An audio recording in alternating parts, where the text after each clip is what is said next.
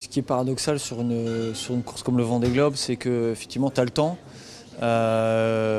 Potentiellement tu as beaucoup de temps, mais tu ne le prends pas suffisamment pour bien manger. Donc ça peut devenir quelque chose de problématique si tu t'alimentes pas régulièrement.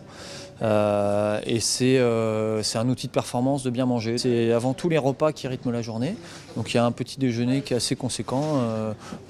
Bon, là pour le coup c'est des lyophilisés avec des œufs et du bacon lyophilisés. Et puis ensuite on a deux repas classiques, midi, soir, et puis une petite collation la nuit aussi, surtout quand il fait froid et pour tenir la veille, c'est sympa d'avoir un petit truc à manger. Comme on a un souci de performance, le poids est directement lié à la performance, donc la nourriture déshydratée, le lyophilisé est le meilleur moyen de faire léger.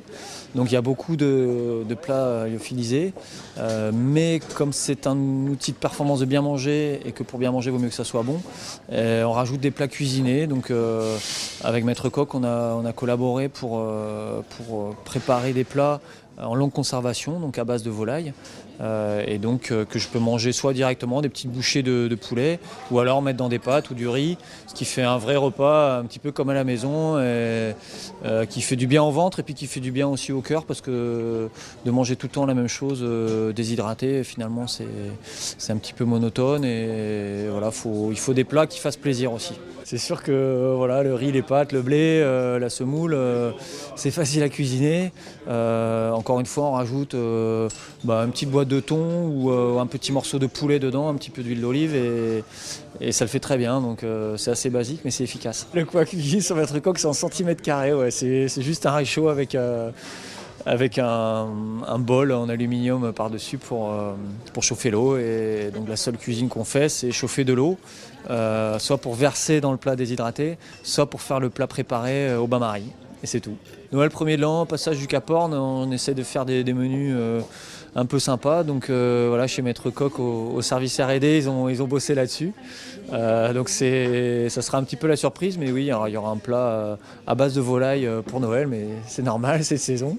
Et puis en général, ce qui se passe, c'est que moi j'y pense pas trop, mais c'est les amis proches ou l'équipe technique qui planquent un petit bloc, une petite boîte de foie gras ou des petits trucs sympas. Ils planquent ça dans le bateau, et puis la veille de Noël, ils appellent pour dire va chercher dans ce coin-là, il y a un truc sympa, et puis ça se fait comme ça. J'aime bien manger un truc la nuit, donc c'est plus une soupe ou des nouilles chinoises ou un petit morceau de charcuterie aussi, ça fonctionne bien. Donc voilà, il faut penser à tout ça, quoi. Il y a vraiment les repas très structurés dont on calcule à peu près l'apport en calories et le menu très précisément. Et puis il y a aussi du snack pour les fringales et puis pour tenir aussi dans la durée, quoi. Il y a des aliments de l'effort et des boissons de l'effort, donc des boissons réhydratantes, hein, tout simplement, comme pour tous les sportifs, parce qu'on enquille des manœuvres qui font bien transpirer aussi, donc ça fait du bien. Et puis de la même façon, une barre céréales à assimilation rapide quand on fait des manœuvres, ou des petits gels comme on prend en vélo. Les gels de l'effort là qui sont c'est surtout du sucre, mais voilà, c'est pour ça que c'est très varié, et il faut rien oublier parce qu'il n'y a pas de supermarché sur la route.